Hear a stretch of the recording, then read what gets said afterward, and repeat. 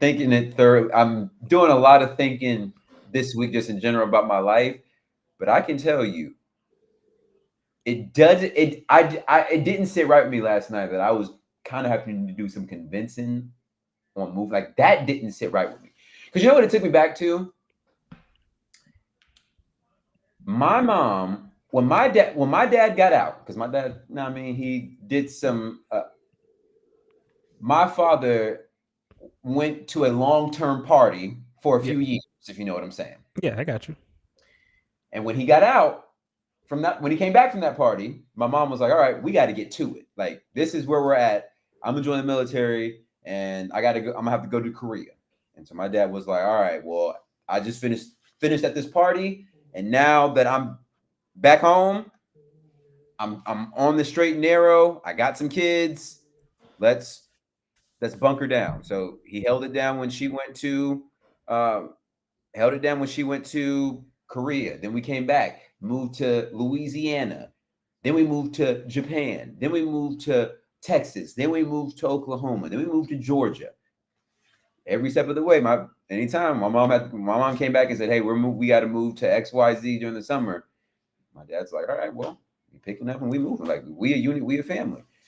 And there wasn't a lot. Like once my dad was on board and knew, hey, this is the career that she chose, and it's my due diligence as part of this family, as the father here, to support her with best for the family, best for business.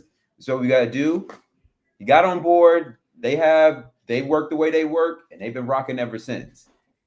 I'm sure there was maybe a little hesitancy, little convincing, but eventually. But my parents are from small town in Virginia, Southern Yeah. Virginia. So it's not like my mom was raised not to move, like to move around. She lived in the same house for most of her life. So when it came to it, she just got to it. It there could not have been that much convincing, and the fact that is that much convincing, it just it just makes it, it's like an eye opener. It's like, what, damn, like if I got to do this convincing to you, then what are we doing here? I think that's where I'm at. But to your point, I got to think it through. What's that? What's your question? So, switching gears completely, today at work we had this conversation, and I wanted to bring it to you in all your wisdom and the folks listening. How tall do you think Jesus was? Oh, let me tell you something. Jesus was not a tall poppy. Really? Jesus was not a tall poppy. He was probably like 5'6", 5'7". Really? Yeah, you got to think people back in that time were not tall people. I made the argument Jesus was at least 6. Yeah. What Jesus you talking about? No, you talking about Jesus. You ain't talking about Jesus. You talking about Jesus. You talking about... My brother talking about Jesus. You ain't talking about no Jesus. Nah. That's my argument was Jesus is probably Nate Robinson height. No, some of the things Jesus was doing you cannot get away with if you're under 5'8". Why do you think people around that time were considered like tall? Like, I think in evolution we got taller. My thing is, like, Jesus goes into the temple, he's flipping tables. Like, if a dude who 5'5" walk into a room start flipping tables, you're gonna laugh at him. Like, it's not intimidating. Jesus had to be at least 6. Nah, hold on. See, that's y'all's problem. Y'all think short people just because they short. No. Let me tell y'all right now. One of the worst things you could. Let me tell you something. A short person will come through. Here's the thing about short people. Yeah, they may be. You may start laughing, but they will turn this bitch out. They will. Like, y'all think Diddy is not a tall person, and he's not. He gets very violent. Like, he gets violent. Why? Like, you get what I'm saying? Like, y'all keep. Yeah. That's why they be.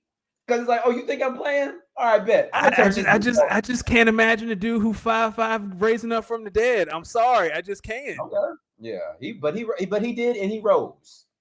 Like, and he was risen. Like, I just can't imagine a dude 5'3" breaking fish and bread and feeding the masses. I almost said a name. Napoleon wasn't tall. Napoleon wasn't a tall man.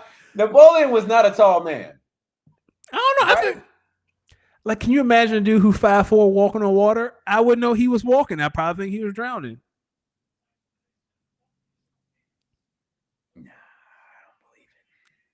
I'm intrigued. You're the first person who has been like, no, Jesus was short. Kyle said, how do we know people were shorter back then? Do we have film proof, or is that a myth just like the Royal Underpoint? Let me tell you something. I'm still waiting on that footage. I hope one day I end up working for the NBA, because I promise you, if so, I am going to dig through the archives to find the truth about that 100-point game. That's fair. Like ever since you said that to me, I am on this conspiracy that Wilt did not score 100 points.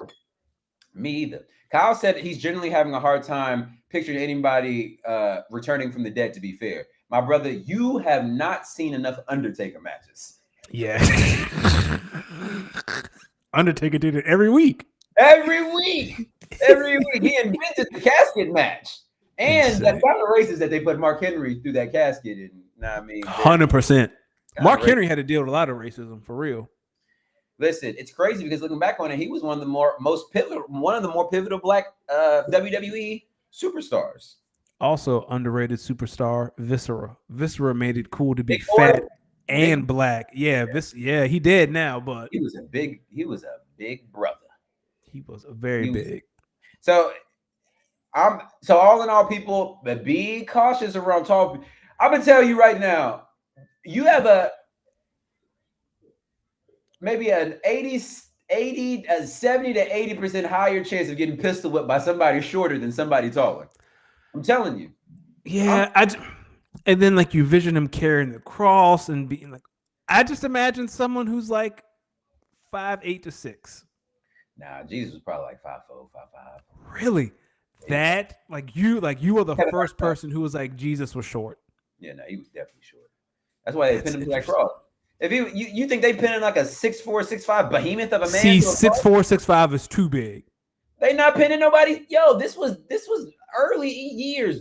We hadn't really developed. They weren't drinking milk like that. They bones was brittle. They couldn't have been tall people. Come on, man. Let's see what Google says. Yeah. Google says Jesus was probably around 5'5". I don't believe it. I believe it. Now, if Jesus is 5'5", you best believe you got to start telling honeys around the way now. Hey, my Lord and Savior was 5'5". What are you? Dog, I thought about this multiple times. Like if I was a now, disciple, let me tell you, he was probably 6 foot. Adam. Yeah, Adam was a giant. Yeah, Adam. Adam was tall. That's why he let Eve eat that apple, because he said, "Man, he went." You know what I'm saying? I feel like Eve was tall too. I feel like those two are very tall. Little Glamazon. Yeah, yeah. Oh, she was definitely built like Wonder Woman. Beth Phoenix. That's what she was probably built like. Beth Phoenix. But I've thought about this multiple times. Like if I was a disciple, you know how much ass I'd have been getting if I was a disciple? Like a Muslim? No. Oh, you talking about a person? You talking about a person?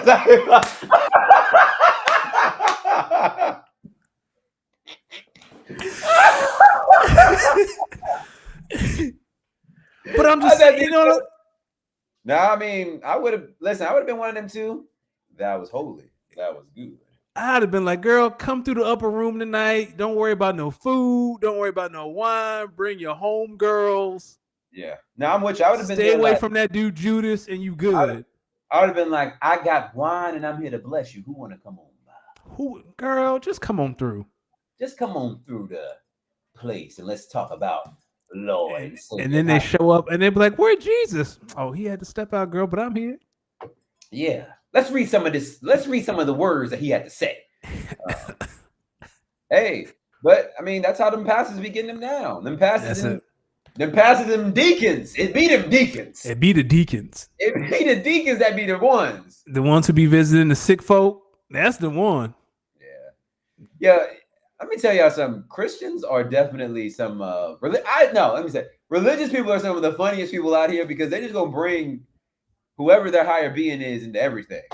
Man, shit, my life I've been going through it in life, dog. I don't even know what's going on. They talking about, well, God, Deuteronomy 17:64 used to say, hey, he who be with it, don't be with it. So while you're carrying this strap and this gun, you need to be toting the word of the Lord. Amen. And his blessings out instead Amen. of these bullets. They like, yo, Hello. dog. Hello. That be me at work. Hey, listen, I know I'm unserious, but I'd be even more unserious if I was a really deeply religious person. I just know it. Yes, I can confirm after knowing you. Has it been 6 years? Yeah. Hold on. I just realized I don't have a specific cord. I need to go get that. I'm gonna look into that. Yeah. I mean, I'm a deeply unserious person. Very unserious. Ladies and gentlemen, welcome to episode 174 of Speak On It. You already know when you see this non-fade, it can be only one brother, the good brother, Los D Mix. Of course, joined every Tuesday night by the smoothest head on the East Coast, my good brother, Danny Ocean. How we doing, my good brother? I'm great. Snowpocalypse is on the way the next 48 hours. I've already gotten okay to work from home. We're supposed to get 6 inches to like a foot of snow starting tomorrow afternoon into Thursday morning. Nah, that ain't it. The city, it's not it. I don't like snow enough. I hate snow. I hate snow with all my heart. But if I get to stay at home, and you know me, when I get to work from home, I'm watching TV all day. I'll take it. That's all you can do. I mean, what else is there to do? What else is there to do? It snowed a little bit last Wednesday and Thursday out here on the West Coast, but didn't really stick. So we are already back. It's roads are clear, and hopefully, I kind of want to look at the weather and see what it's looking like over here. Let's see the weather. So you're not a snow fan either, right? I tend to people who like snow are the people who do not have to shovel snow. Yeah, no, I'm not really a snow fan. It's going to be raining over the next week. But how about this? Next Wednesday, it's going to be a high of 62. And next Thursday, is going to be a high of 63. Turn that up. It's spring. So we might be getting into early springtime over here. Turn it up. I mean, the All-Star Weekend was Saturday. For me, that's the first sign of spring is All-Star Weekend. Yeah, I can tell you, spring and summer in the Pacific Northwest is a beautiful, beautiful time. My wife and I want to go out there because, we have family out there too during this time of year. But the plane tickets across country are so expensive this time of year because people want to go see how beautiful it is. It's beautiful out here, boys. Beautiful out here. Listen, we have a little packed agenda. I wanted to start in the NFL. We're 1 week in to the Eagles Super Bowl reign. I know You're still in your high. I've been seeing a lot of content coming out of the Eagles, specifically around Super Bowl, around their snow preparation. Talk to me about some of these pregame speeches that they've been releasing because, boy, it's been they talking their shit now. They just talking their shit now. So the morning of the Super Bowl, I don't know. So you don't follow a lot of Eagle stuff, but apparently the players were like, yeah, last night, like especially Jalen Hurts' speech, they were like, no, we ready. Like, let's. So the Eagles, of course, I don't know if the Packers do this, but the Eagles call it unscripted, where they follow the team throughout the entire season, and every week they drop a new episode. Like, oh, this is what they did this week, and sometimes it might be like on a player. Like 1 week it was about Jordan Mailata and what he does to prep. So anyway, this episode of Unscripted was prep for the Super Bowl, and like half of the episode was those pregame speeches. And Lane Johnson was like, don't forget how the Chiefs taunted us after they beat us 2 years ago. Saquon was like, yo, they can't fuck with us for real. Like, if we being honest, they can't fuck with us. Saquon said, yo, I've been watching the film. Yeah. Saquon said, the more I watch the film, the more I realize they can't fuck with us. He sounded like old buddy on January 6th who walked out the building and said, yeah, I look through it. Ain't nothing. I researched the film. These boys ain't like that for real. So it was that, and then like Brandon Graham spoke and Slay, and then they saved Jalen's speech for last, and he just talked about how losing the Super Bowl 2 years ago has like changed his life and how he feels empty and how it just kind of changed his soul and his perspective. And then the second half is just kind of like the game. Yeah, he sounded very Jalen. Very IG caption, man. Very IG caption, man. IG caption. But no, it was pretty cool. I'm shocked they released it because usually you don't do stuff like that. But it was and they didn't. I mean, they let one F word slide from Jalen, but other than that, they bleeped out the cuss words. But I'm shocked they let those. All of them? All of them. They like 7 people spoke, and they showed all 7. A lot of them were short. Like Slay was like, I'm just happy to be here. Love you guys, yada yada yada. But Lane said something significant. Brandon, Jalen, AJ really ain't saying it. Said something more along the lanes of Lane Johnson. Yo, y'all remember how these motherfuckers was talking? Yeah, that's what Lane was like. Lane was like, don't forget what. I would have been like, yo, y'all got to remember, they beat us by 3 in overtime and was talking like, wait, they ran us out the fucking building. Yeah. Do y'all remember that feeling? He was like, don't forget that 0 sack shit. They were like, yo, Lane, I feel like Lane was about to shoot somebody. So it was dope. The parade was great. I don't know if you got a chance. I got the chance to watch the Sarah. I wasn't able to attend. Didn't watch a single minute of that parade. Are you kidding? But I watched the parade. It was pretty cool. The mayor spoke a little too long. Whoever NBC was carrying the parade, they were like 40 seconds late, bleeping out cuss words. Like, yo, just let it rip. Like, you 40 seconds late. You doing it, because usually when you do live, there's a delay, right? There's like a 15-second delay. So you can do that. There was no delay. It was just completely live. Like AJ Brown dropping F-bombs. The exciting whites were dropping F-bombs. Like, just let it fly, man. Just let these boys talk. Get their shit off. See, let me tell you something. I can't wait until next year when the Lambeau title parade is going through and we get to. It's possible.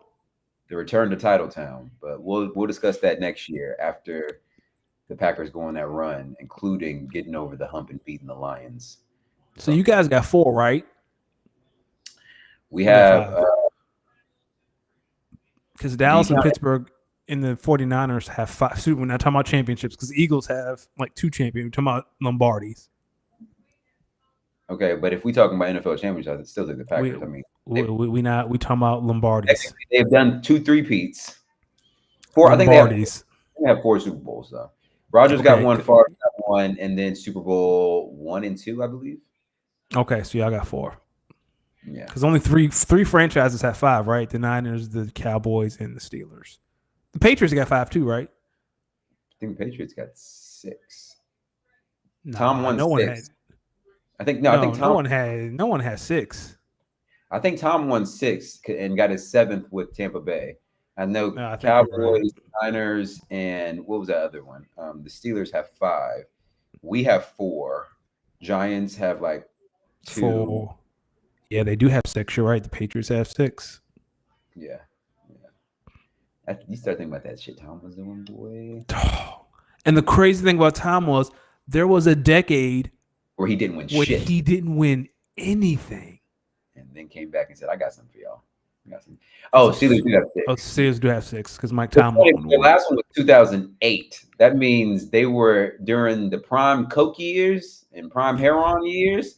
The Steelers were damn good. All I'm saying is the Cowboys and 49ers have not won a Super Bowl since the salary cap has been implemented. Sounds about right. Can't buy the team. You just can't buy good players all the time. Can't buy good players all the time. How are you feeling? A week later, is it still feel pretty good, or are you already thinking about next season and the title defense? Both won't be as fun as this one. No, it won't. I am very disappointed in the discourse around Jalen, but it's not surprising. What is the discourse, my good brother? You know what it is. You said it last week. What's the discourse? That, hey, he does have a ring, but no, when you start saying better than. But now people are acting like Super Bowls don't matter, and that is absurd. It depends on how you look at it. I don't put too much on Super Bowls because at the end of the day, this is a real team sport. So, I mean, it helps. It definitely does help. But you got to look.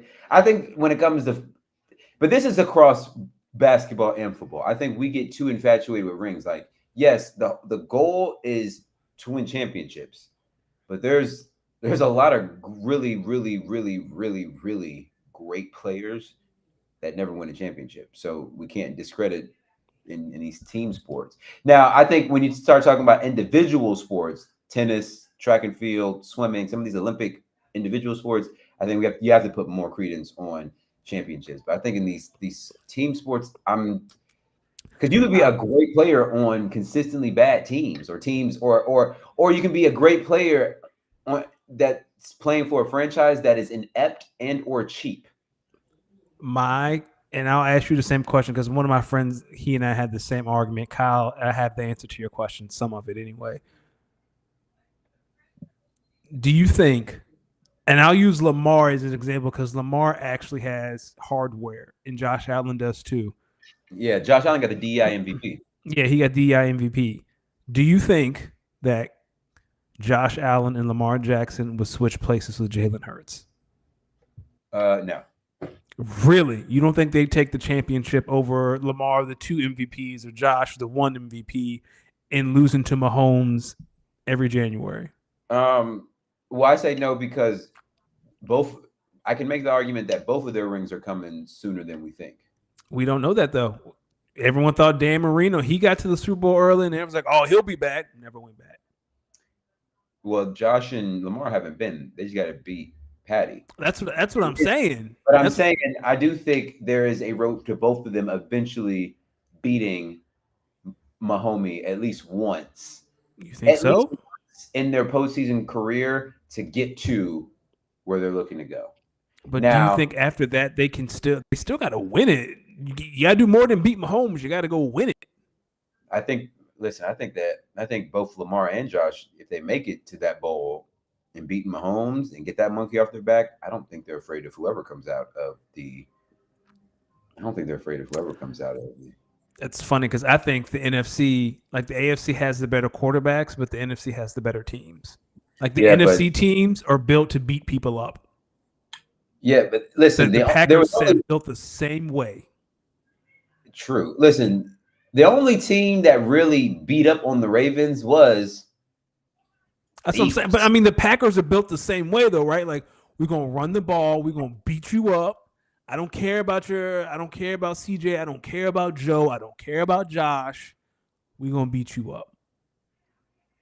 And I think all the NFC contenders are built that way, while the AFC contenders are like, we have a superstar quarterback who can do amazing things. Yeah. And I think over the test of time, the NFC is going to win more Super Bowls than those superstar quarterbacks. I don't know. I mean, listen, I also think we got to factor in coaching and it's not every year the NFC is going to put up a team like this past Eagles team that's just so dominant at so many different positions where they can just maul you. But what coach in the AFC other than Andy Reid are you like, man, that's a great coach who has a contender? Sean McDermott? Mike Tomlin. Mike Tomlin can't make it out of the divisional round. Well, because he's always too successful. Here's what I'm saying. I don't think every year the NFC is going to put out a team like the Eagles this year. I think that was a really, really, really good team. Yeah. I also think that some of these NFC teams, they are built to beat up on people, but they're not always coached the best to maximize their potential. The 49ers should have at least 2 Super Bowl rings in the last decade. Well, you know how I feel about Kyle Shanahan. That Falcons should have a Super Bowl ring. And it's, you know what I mean? The Steelers probably, had they played better versus the Packers, could have competed a little bit more. They turned the ball over too many times in that game. But I'll say, like the NFC is what, 9 points away from winning 3 Super Bowls in a row? Like they beat the Eagles by 3, and then they beat the 49ers by 6 in overtime? Mm-hmm. Like I don't think this, because we talk about the AFC like it's so superior. I don't think the gap is that wide if there's a gap at all. Yeah. I think you might be convincing me on the low. I might be switching my argument because so Bama's like, look, the NFC QBs. Yeah, I hear you, but like D said, this is a team sport. So you got the Bengals, they got Joe Burrow and Jamar and T and Trey Hendrickson. I think the problem with some of these AFC teams is that I don't like how some of them built their rosters. Exactly. I don't like how some of them build their rosters. Like there should be no reason why Joe Burrow has to throw the ball 40 to 50 times. I think that's Exactly. like, yo, dog, if you don't hand the fucking football off, but no, you want to keep throwing these passes over and over again to Jamar Chase, which I think is another reason why. I honestly, that's another reason why Jamar Chase didn't win Offensive Player of the Year. I know everyone was up in arms about that, but yo, dog, they throw the ball like 60 times a game. So, That's not a way to build a roster. It's not a way to build a roster. And they can't. Same with like the Bills. Like the Bills want to run the ball, but they ain't got nobody to throw it to. Who cares? Yeah. So now if we just shut down the run, then what are you really doing? Yeah, Texans ain't got no offensive line, so who cares who you got on the outside? Yo, it's funny how some of these and some of the deficiencies be so bad. It's like, yo, stop spending money here and just put it all here and let it work out, and you'll be fine. Yeah, you'll be fine. Speaking of NFC teams, the Saints have officially named Kellen Moore their head coach. I know he was Jalen's offensive coordinator last year. Mm-hmm. What do you think he's going to do year one in New Orleans? They in cap hell. Like, I understand as a coach, like when you get your opportunity, you got to take it, right? Because look at Slowick in Houston last year. He was the talk of the town. He didn't get any jobs, and now it doesn't make he's in Miami, right? I think he's like the passing game coordinator in Miami or some shit like that. Mm-hmm. I don't know why. I don't know what's appealing about this Saints job. You're in salary cap hell. Derek Carr is your quarterback. Alvin Kamara is old. You got Chris Olave. That's great. And you got Taysom Hill. Like, what are we talking about? Your defense is old. Who that? Who the hell are the Saints going to beat next year? Who that? Who the hell the Saints go? Let me tell you something. Kellen Moore, good luck. Now, when Derek Carr is throwing you out of the game and you got to put in Spencer Rattler, Godspeed, dog. Godspeed. But you don't listen. Your opportunities to be a head coach in the NFL don't come around every day. So and stop stealing Eagles staff members. That's enough. How many has he taken? He took Nussmeier, who was a QB coach. And he's also talking to the DB coach to be the defensive coordinator. But it sounds like Brandon Staley is going to be the defensive coordinator. But that's enough. Brandon Staley? Brandon Staley back, baby. Because they were together in L.A. Brandon Staley? Brandon Staley. God bless. I'm saying God bless the Eagles fan. Listen, Brandon Staley may need to buy him a house in Jersey and drive into. No. I'm talking about the defensive coordinator in New Orleans, not Philly. Oh, I was going to say Brandon Staley. Oh, hell no. Vic Fangio ain't going nowhere. Oh, no. Oh, Vic old ass. Listen, he already tried that head coaching stuff out and said, "No, he said, I'm good on that. I'm good on that." Speaking of things we need to be good on, Justin Tucker's a freak ass boy. And listen, Justin, 7 more women came forward and said, "Yeah, no, this freaky ass boy came in here for a little saji." And Justin was trying to get a little rubber tug on.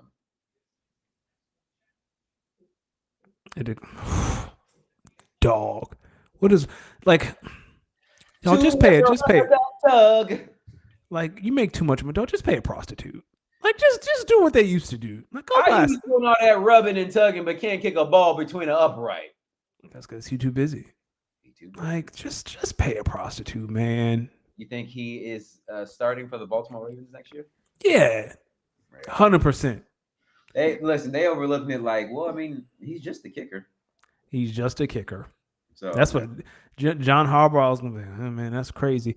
Anyway, can you still kick 60 yards? Yeah. Yeah. As he should, too, by the way. I'm not saying that he's right, but it's like, I don't know. They ain't kicking him out. He's making too much money, and he's too good. Bam said, all of a sudden, we believe all women. Listen, I always believe women. We believed them when they were talking about Deshaun Watson, freaky ass. Freaky ass, on God. Freaky ass, on God. Hey, run for your life. Those two guys, Justin and Deshaun, were offended by that song too. Wait, say what? They were offended by, yeah. Say, Just, I hear you like to rub. Yeah. And Justin got a weird case. Why is he around? And Deshaun got a weird case. Why is he around? It works. Certified kicker boy, certified. Never mind. Listen, the Bengals are planning on franchise tagging Tee Higgins, which is about $25 million for wide receivers, by the way. in an effort to maybe get a long-term deal worked out. So for reference, the Ravens did something like this with Lamar a few years ago before they ended up giving him that contract. Do you think a team will acquire for Tee Higgins and give up 2 first-rounders? Or do you think the Bengals are end up going to pay him?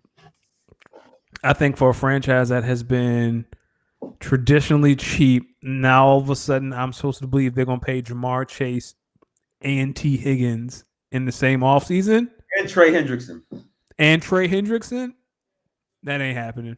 I don't know if a team will give up 2 first, but I'm giving up 2 first. If I'm New England, really? if I'm the Packers, look.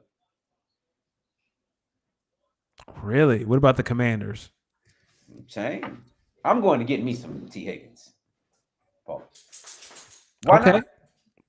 It's if I'm Tee Higgins, it's like, yo, dog, why don't y'all want to pay me? It's like Will Smith looking at Uncle Phil after his dad left again. I'm just saying that's a lot because AJ Brown went for the 18th overall pick and a 4th round pick when he was traded to Philadelphia 3 years ago. So do you have to give up 2 first, or is that like? I believe it's depending on the tag, right?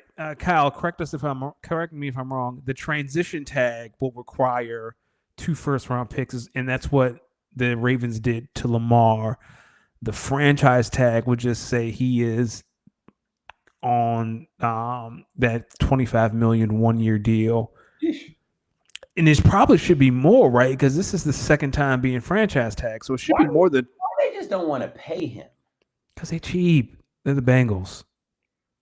But what you're starting to see is, and the Giants owner is doing this, you're going to start seeing majority owners sell stakes in their franchise so they can have cash on hand to deal with stuff like this.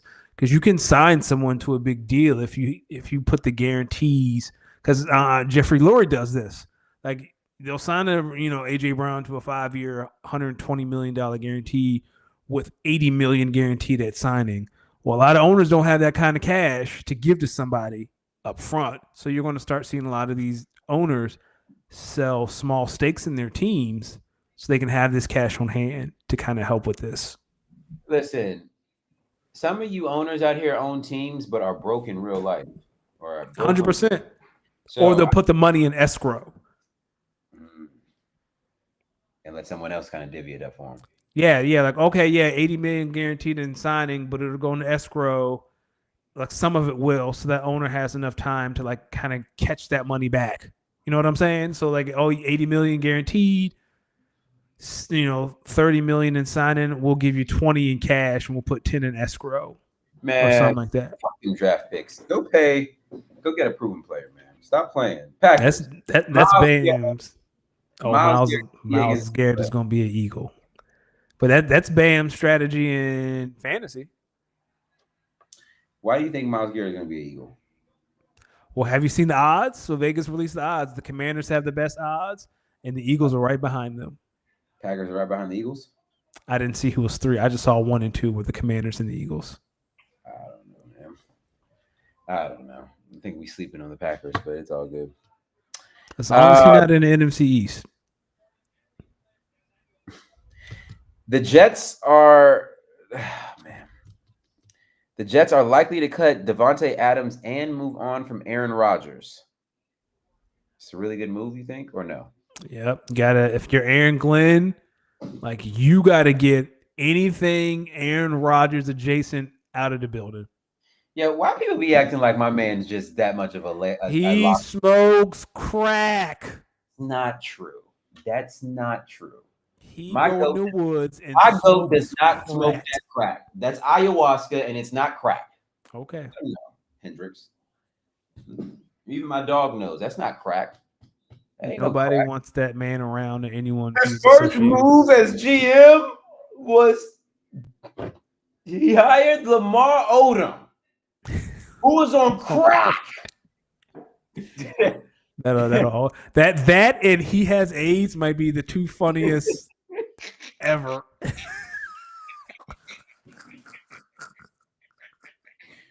Donald Sterling, Why you got to talk about Magic and the AIDS like that, boy? You got to talk about Magic and the AIDS like that. He's a successful businessman. He owns movie theaters. He has AIDS.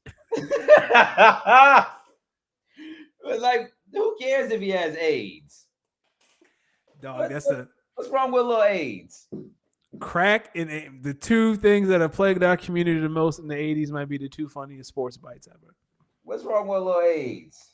Hey, Hendrix. It's my dog. What's up, Hendrix? Do you think it's a good move for the Jets to get rid of them, though? Listen, I would have tried to trade Devontae Adams.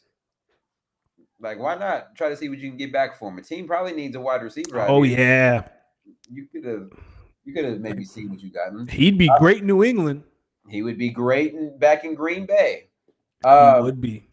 Kyle says, after a little research, there are 4 teams in history with 18 win seasons. San Francisco in 84, Chicago in 85, New England in 07, and now Philadelphia in 2024. I believe of those, only the Patriots in 07 didn't win the Super Bowl, right? I believe that is correct. Chicago been holding on to that 85 season and ain't done nothing since. Sometimes I feel bad for Bear fans, and then I don't. Nah, fuck them. There you go. Suckers. No one told you to be some hoes. They can't help it. Hoes can't help that they're hoes. You're right. That'd be my favorite part. The Dolphins released Raheem Mostert and former Hokie Kendall Fuller. What do you think the Dolphins are trying to do down there? I don't know, but when can they pay Devon Achane? I feel like this is his last year on his rookie. Let me tell you something. One of the best fantasy moves I ever made. Yes, it was for Devon Achane. Because sometimes you just gotta. You struck while the iron was hot. You caught me slipping. Listen. Had to get him before he really blew up, and then when he blew up, boy. Because I think like 4 weeks later, he had that 4 touchdown game, and I was like, this brother right here. Yeah, well, I traded him after that big. I was like, oh yeah, he'll never do this again. So let me cash in, but I was incorrect. Now I have to be more thoughtful before I trade running backs. Listen, the Las Vegas Horn Ducks. I'm telling you, we're getting close. We're getting real close to being championship contenders. Oh yeah, the Bears did give us Jalen Carter. You're right, Kyle. Idiots.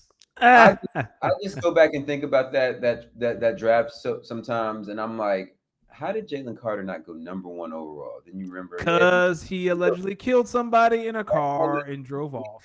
Ain't no allegedly. Well, it worked out well for him. Yeah, he went to some. Henry Ruggs, free Henry Ruggs. Free Henry Ruggs. I saw the footage of Henry Ruggs driving. Keep that motherfucker in jail. Free Henry. Did you? I think I read somewhere that the jail he is at is like really close to the stadium. That got to be painful. Oh nah, he up there reliving his glory days, just waiting on his time to get out. Cause that got to be painful to hear the stadium rocking on Sunday and you eating cream corn. Listen, but when he get out, it's up. He said, "It's up." Let's talk about your cousin. Yes, he made a trade earlier today. He did. Wait a minute. No way. I'm seeing here. This is a rumor. I want to get your thoughts. The Steelers have interest in former Giants QB Daniel Jones. A source inside the building said the Steelers could do a lot worse than Daniel Jones. Mike Tomlin, I'm here to let you know right now. You're smoking ayahuasca with Aaron if you think Daniel Jones is going to take you to the promised land. But then again, what if? No. What if Daniel Jones is the game manager the Steelers need? If you're when you're choosing your quarterback and the words that come out of your mouth is we could do worse, you've already lost. That's crazy. That's a crazy thing to leak to the media. Well, we could do worse. What? Like, you might as well try to go get Kirk Cousins. Like, at least I know he can throw the ball. Listen, just draft a QB, man. Just draft a QB. But Just if you got to draft do it, up. you got to do it.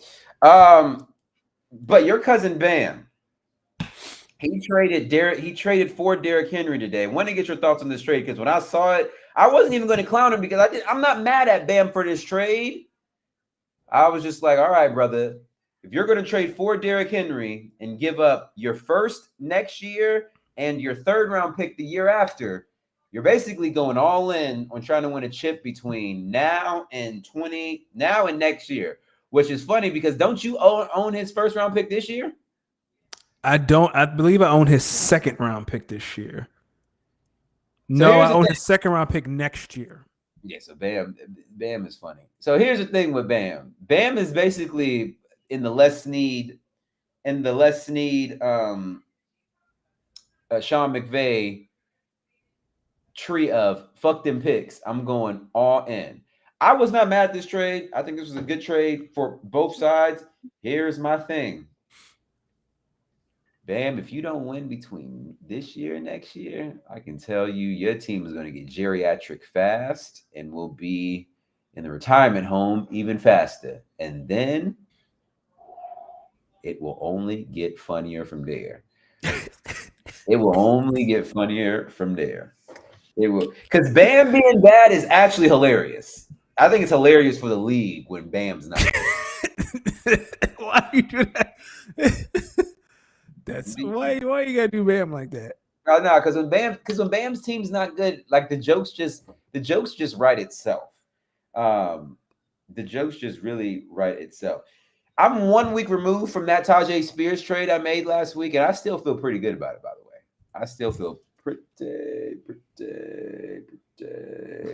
good. All right.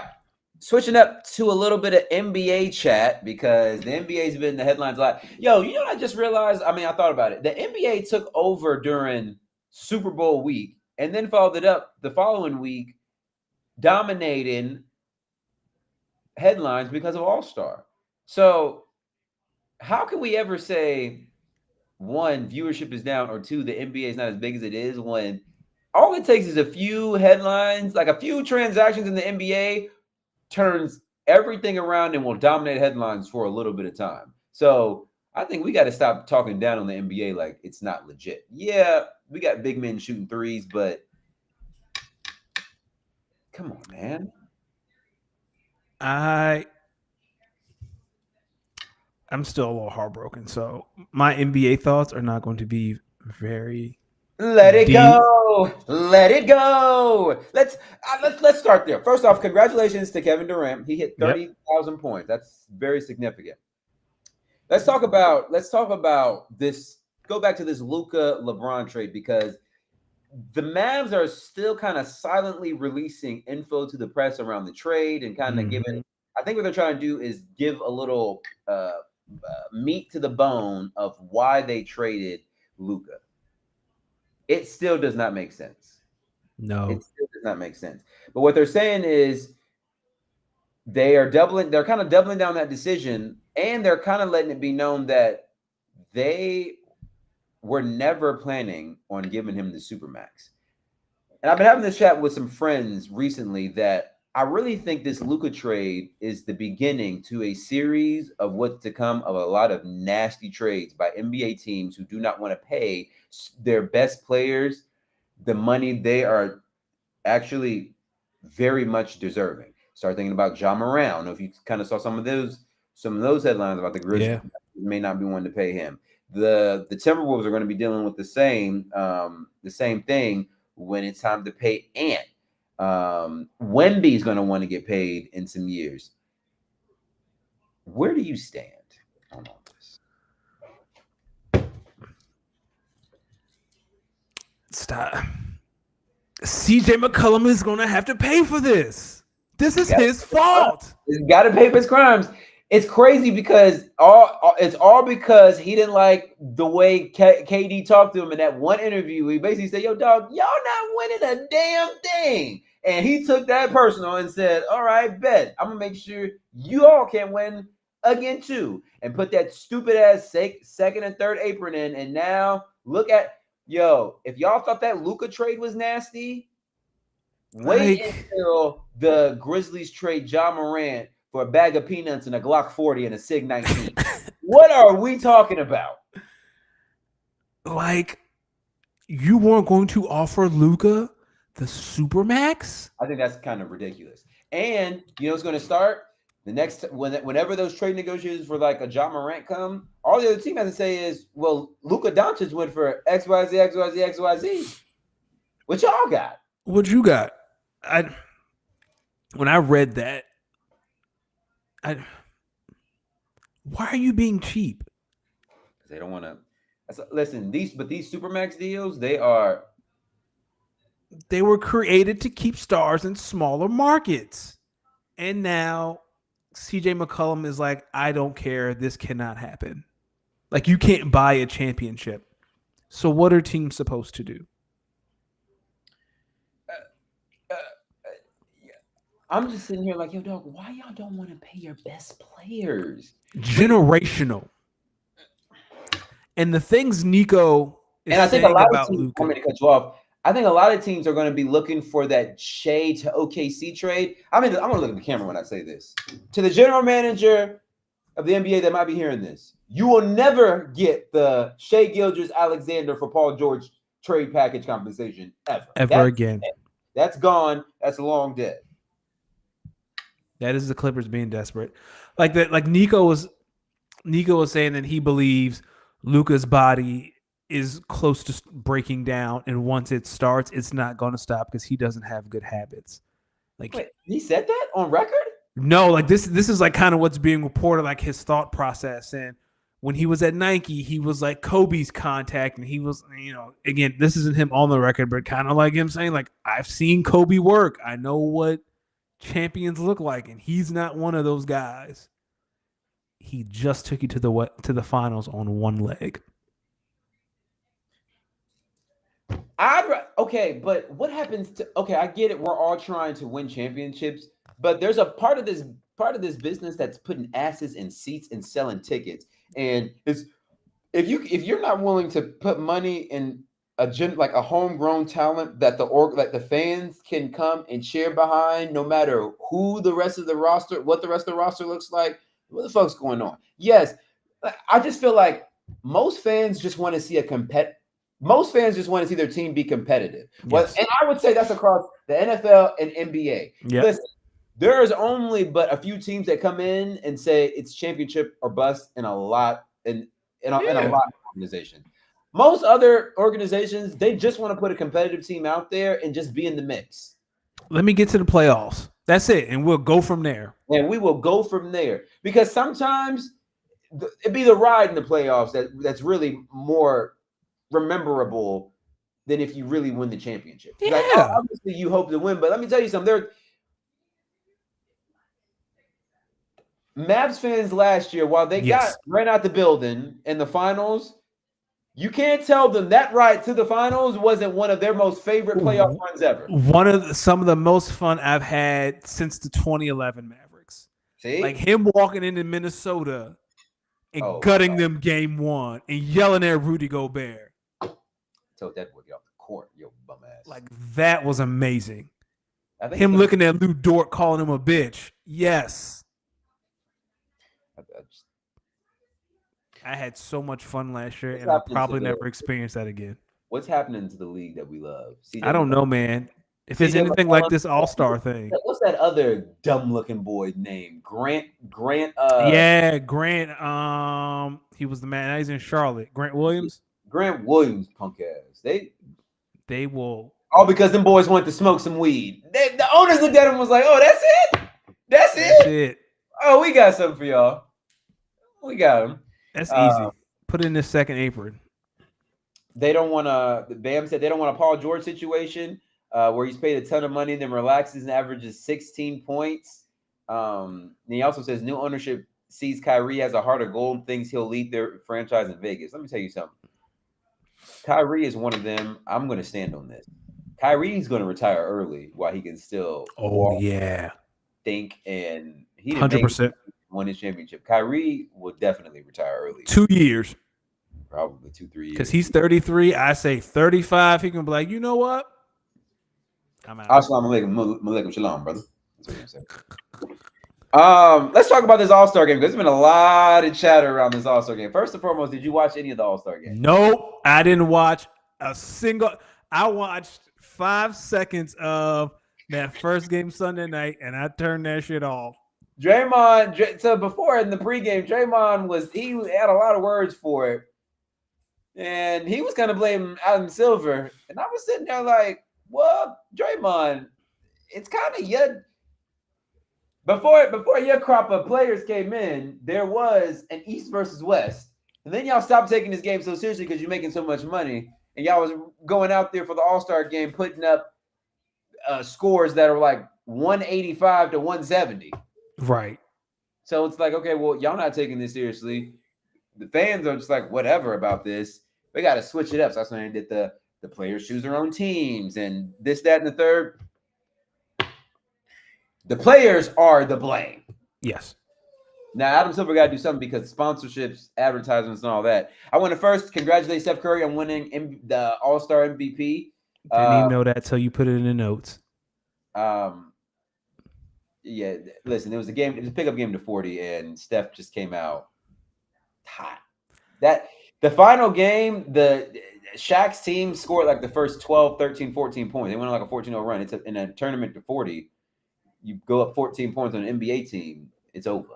Yeah. Ain't going to start missing shots. I think because the question is, how do you incentivize players to take it seriously? Dog, just have some pride. Like, that's it. Listen, this is what we need to add. And I got it on here. A potential 1v1 tournament needs to be added. And 2, I'm not upset about the USA versus the world. Nope. But 3, we got to go back to East versus West, and we just need to play. Like, play ball. Play ball. Just play ball. Just play for the love, man. Like, what other incentive do you need? I need to just treat it as like here's my thing. They can't say this stuff doesn't matter, but then do stuff like, I know y'all have competitive runs during the offseason and stuff like that. It's the same. I would say it's very similar.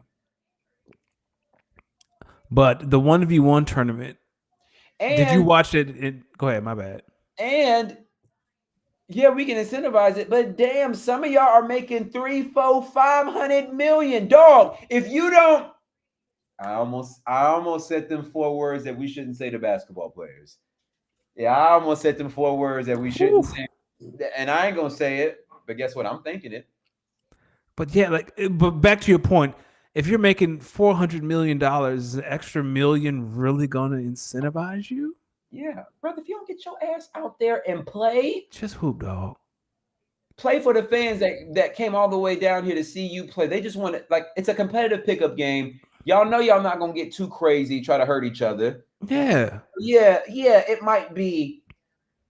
If it's 130 to 120, nobody mad. But when it's 195 to 185, yo, dog, all right. Just a little bit of defense. That's all. They had a lot of Kevin Hart out there. They had a lot of commercials.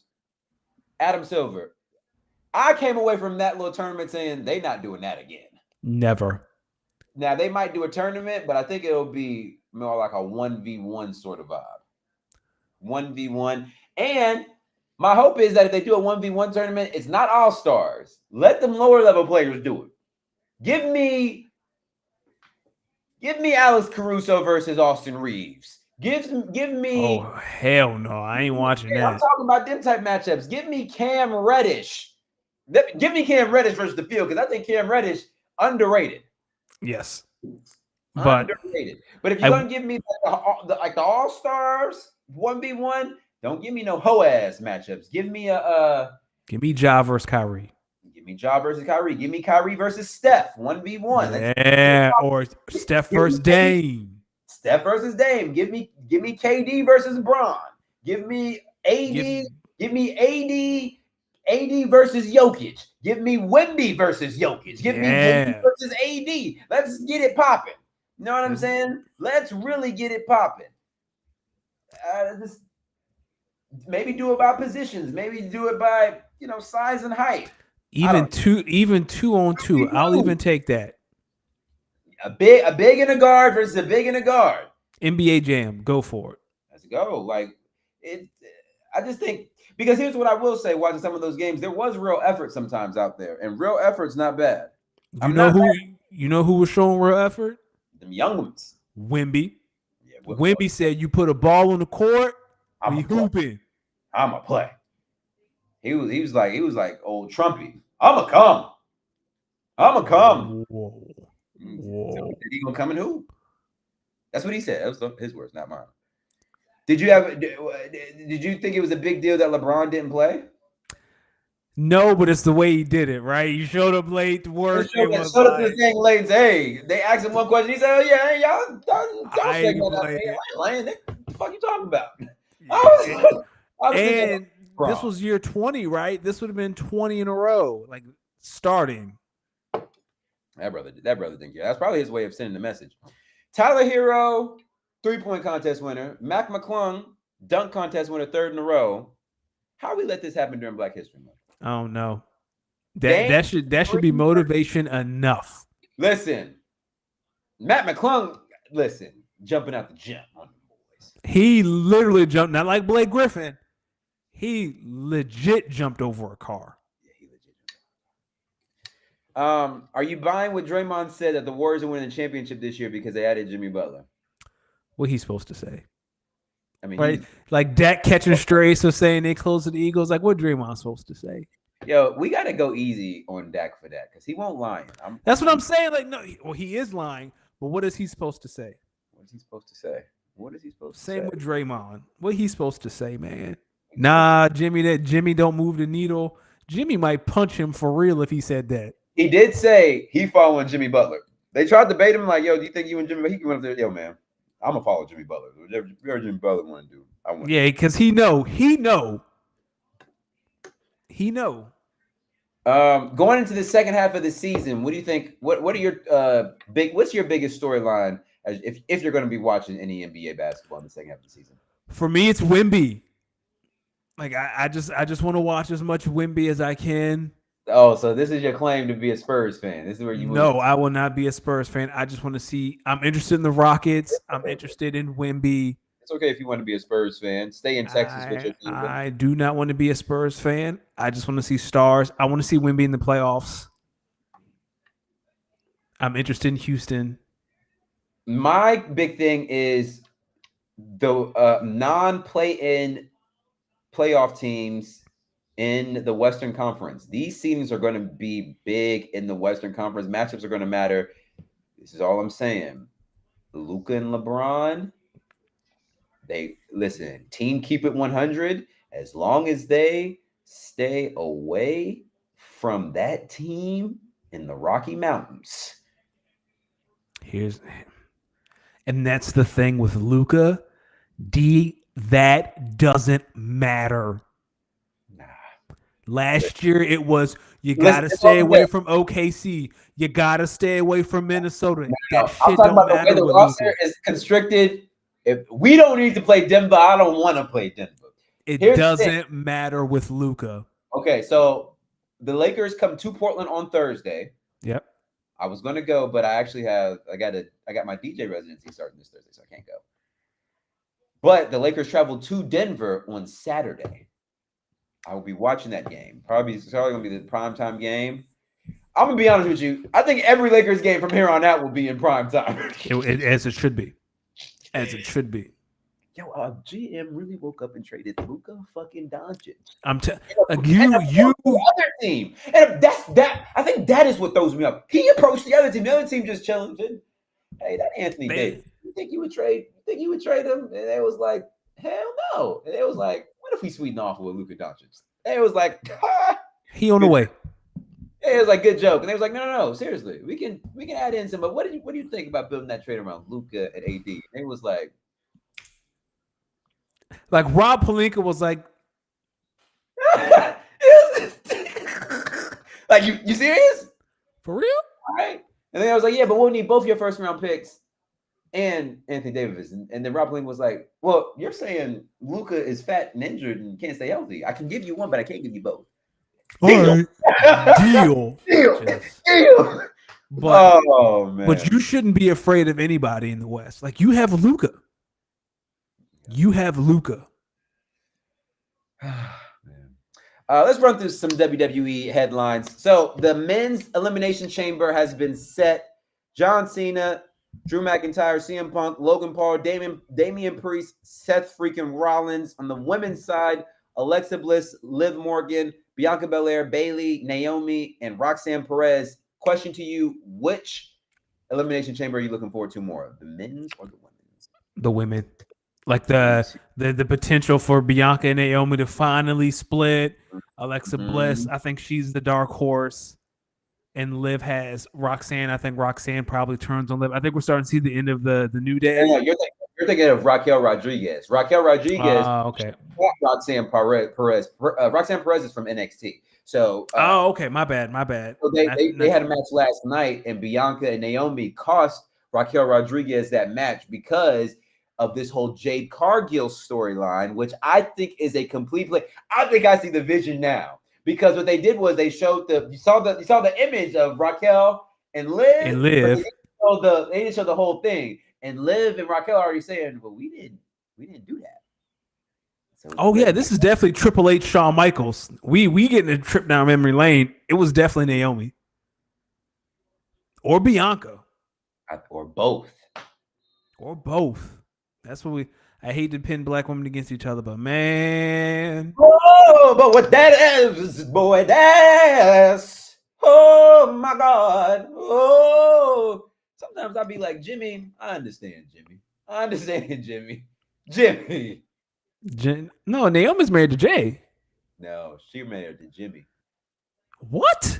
All this time I thought Naomi and Jay were together. The Eat Squad. Jimmy Uso wife, Naomi. That's crazy. I don't know where I got Jay from. They married on January 16th, 2014. They've been married for 11 years. Oh, damn. My bad. I got them mixed up. Shout out black couples. Hey, sometimes Jay Uso be having me calling people Oos all the time. Hey, Oos. That is hilarious. That's like the Samoan N-word on the low. Yeah, I was about to say, that's crazy. Getting it off national TV, and I'm like, yo, nobody be knowing that. All right. Do you see the end of the Judgment Day? You see that storyline? Yeah, I think it's run its course. Yeah. Yeah, like who's going to be this new member? Yeah. Who wants to join? Yeah, I think it'd be funny. Talk to me about some WNBA news. Yeah. So hold on one second. Let me pull up my notes. So the 101 tournament everyone's talking about for the NBA, for those who don't watch Unrivaled is an alternative, is a women's league 3-on-3 basketball that is held during the WNBA offseason that pays WNBA players more money. They have their own facilities. It's a way to sharpen the skills. The past week and some change is kind of their break, and they've held their 1-on-1 tournament, and it has been amazing. Nafisa Collier won. She beat Aaliyah Edwards to win the tournament. But that's this whole 1-on-1 thing. This is the genesis, is the Unrivaled 1-on-1. And I don't know if you got to watch a little bit of it. I watched a little bit of the 1-on-1 tournament, boy. I'd be like, oh, they be cooking, because 1-on-1, you gotta sauce them up. That's when you find out. I think 1-on-1 tournaments is when you find out who really liked that, and who really is a better team basketball player. Like, who can you put the ball in, go get a bucket, and who you might just need, So that was fun. The WNBA announced that they were expanding back to Cleveland. The Cleveland Rockers will be back. They didn't give a date. I really wish they'd come south or go to a city that I feel will be more open to basketball, like Detroit or Philadelphia. But they really don't have a southern. Listen, nobody wants to see Philadelphia fans who would win. Nobody, y'all booed Santa Claus. Y'all are not gonna boo these women. Or even if you come further, because you got one in Atlanta, and that's kind of it. Like, used to have a team in Miami. Expand to the South a little bit. Come to the South a little bit. Just don't go to Philly. I think you should go to Philly. I think Philly would be a great team. The Fever sign. Say what? Sports fan. Say that again. I'm sorry. Like, your favorite team's the Eagles, but your favorite basketball team is the Mavs. So my favorite team growing up, well, when I was a teenager, were the Sixers because I loved Allen Iverson. Okay, touche. All right, touche. The Fever signed Breonna Turner. She is a defensive specialist. I really think like this Fever team is going to be really good. They're surrounding Caitlin with like vets and teammates that cover her weaknesses. Are they surrounding her with teammates that will fight? I'm sure they ain't gonna have no choice. Yeah. Caitlin Clark, her agent came out and said that it's almost impossible for her to really get paid the money that she's worth and what she's brought to the NBA. Are you buying this, or is this agent propaganda? No, the agent is right. Like, I don't think Caitlin will ever. You don't think so? The viewership. You're never bigger than the logo. You're never bigger than. You know what? I like that. You brought me to your side. You never bigger than the logo. Yeah. And if I'm on a team, if I'm someone in the league and I'm hearing this, is like, okay, yes, maybe she did bring eyes to it, but let's not act like she was alone, because there was another rookie who was just as good that came in and has been doing way more stuff connecting with the culture and the people out here than. Talk to him. He's like Angel Reese ain't out here with a whole McDonald's meal, mad sponsorships. But yeah, give it to this. Speaking of which, did you see the Asia ones? Yeah, they clean. Yeah. Why been acting like Asia ain't been dominating the league? How many? They've been pretending Asia doesn't exist for a long time. But we just gonna act like Shorty just came in and. You right. You never bigger than the logo. I'm with you. I'm retracting. It's kind of racist, but I ain't going. I mean, just because Middle America got behind her and was like, because Jason Sudeikis he's been a fan. Just because Matthew McConaughey starts showing up again. You're right. You're not bigger than the logo. I'm convinced. Shout out to the Asia ones that they come out and make. I might get them joints in pink. Go ahead now. Are you gonna be hooping in them? I'm thinking about it. Because I need some new. I got some Kobe's, but they hurt my feet, so I need some new hooping shoes. Sit your ass down before you hurt yourself. But I want some Jaws. Like, I heard the Jaws are great basketball shoes. Sabrina's got a good one too. Sabrina's too. Believe it or not, I'm actually about to go hooping probably like 30 minutes. So. What do you hoop in? Sabrina's. So you like them? Yeah, they compare. See, I might get some Sabrina's to hoop in. I hope Asia's are just as comfortable. Did you see how they was squabbling in the NHL, that All-Star game between USA and Canada? Did you hear what they said afterwards? They said something about it's because of like them booing the national anthem or something like that. They ain't like that. So they said, yo, before this thing even pop up, as soon as that puck drop, we squabbling. Hey, and then one fight happened. They fight. They sent him away. The brother of one of the dudes or something like that was like, all right, hey, you, when this puck drops, I'm beating your ass. I'm beating your ass. And then they want the red man to come, the red hat to come, because they said Canada gonna be the 51st state. Dog, shut up. Yo, let me tell you something. His first presidency was crazy. This second one might top that in the first. It's already topped it. He crazy. Dog, 6 planes have crashed in a month. Speaking of Canada versus USA, the world will not let Drake and Kendrick Lamar. They won't let this beef go. But at the same time, Drake does things like he released a new album last week, which I'm a little iffy about. I'm trying to. The front half of it, I'm digging. The back half of it, I'm struggling with. But did you see the video of him performing recently and throwing the DeMar DeRozan jersey on the ground? So here's where I will side with Drake. Because DeMar acted like he was Drake's man's while he was in Toronto. DeMar's from Compton. What are we talking about? Can I finish, though? I am sure for Drake, he feels deeply betrayed by that. But yes, he is from Compton. So Drake going... Drake not gonna let that go. And I Okay. kind of get it, but for me, it's give me a hug. I am not here for rat beef. I am here to get the party lit. That man has waved a white flag. But in the song before that, he was like, some told me to drop the beef. I can't. So which one is it, my G? Are we over the beef? Or we over the beef? We over the All right, beef. cool. I But if am you can't taking. let beef go, then all right. When he get to shooting back at you, now here's my thing. Here's what he doing. He doing everything but shooting back at mans. Yes, he wants beef with everyone but him because he talked about Melissa. He talked about Joe. He want beef with everybody but Kendrick. Which can you blame him? He had the whole country call him a pedophile at the Super Bowl.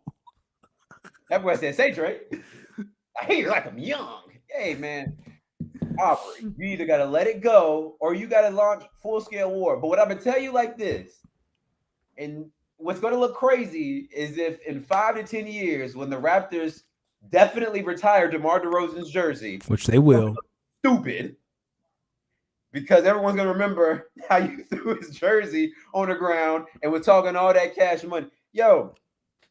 Well, by then it would have been squashed. Yeah. No, it's not gonna be squashed. You don't think so? He's a Virgo. Okay. Yeah. No, he's a Scorpion. He's a Scorpion. I'll say he's a Scorpion, right? He had a whole album about it. Yeah, he ain't letting that go. Listen, let that rap beef be a lesson to all of us. Don't start fights you are not prepared to finish, or if you are going to start a fight, be prepared for how it might end. Or don't talk about someone's spouse. My brother got a bad habit of that. Yeah, don't talk about someone's wife or partner. That's it. That's it. Because, like, what did you think was it? What do you think would it be? What did you think was going to happen? What did you think was going to happen, my good brother? Like the same thing that happened with Pusha, but he not gonna stop. Like Pusha was like, Virginia, I'm gonna make it ring on it. And like, okay. And then he came back. And Drake came with that, they told me not to release this song because it'll end Pusha. And Kendrick said, release it. You know what? I know what you're about to release. I'm about to tell you about to release it, and then I'm about to kill you. Stop talking about people's wives, man. And children, because he's talking about Dave Freeze is the father. Kids might be Dave Freeze. He was like, oh, really? I got something for you. Probably trying to strike a chord. It's probably A minor.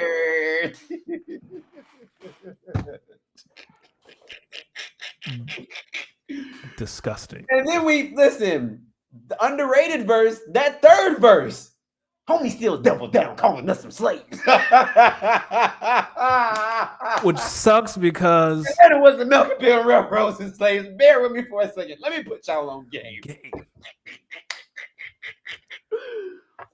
Leave him alone. Drake stands for don't rap against Kendrick ever. They killed Do Right and Kill Everything. That used to be my shit too. Yeah. They killed that. They said don't rap against Kendrick ever. But, shout out J. Cole. Jake, smart visionary. He said, you know what? Y'all doing this? I'm gonna take my ass back to North Carolina. He threw up them Richard Nixon peace signs. I'm out of here. Holy shit. Man. Ladies and gentlemen, you could have been anywhere in the world. Listen, one album I did love is this West Side Gun album, to all my real dirty, grimy boom bap rap types. This ladies and gentlemen, you could have been anywhere in the world. Listen, Stove God Cook said his album is done. I've been waiting. Who? I've been waiting. Stove God Cooks. Ever since Reasonable Drought is one of my favorite albums of this decade. I don't know who this is. Reasonable Drought. Well, that's the name of the album. It's by Stove God Cooks. Real cocaine-esque bars. And they be mad witty. Witty. I'm going to give it a listen. You could have been anywhere in the world, but you were with us tonight. We can't do nothing but thank you. We'll be back with another great episode. Peace. Stay blessed. And don't rap against Kendrick ever. Ever.